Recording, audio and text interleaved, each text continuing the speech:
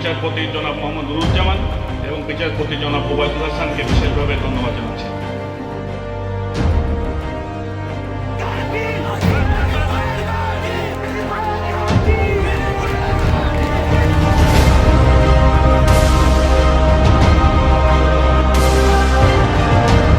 আমাদের দল করতে হবে, এমপিকে শক্তিশালী অবস্থানে নিয়ে আসতে হবে।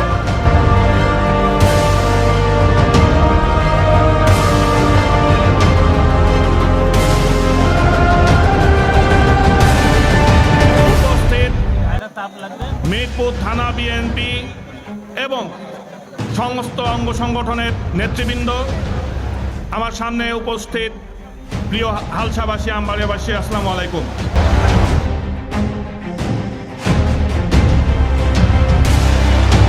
বিএনপির ভারপ্রাপ্ত চেয়ারম্যান জনাব তারেক রহমান এই 5 আগস্টের অনেক আগেই এই 31 দফার সংস্কারের কথা বলেছেন।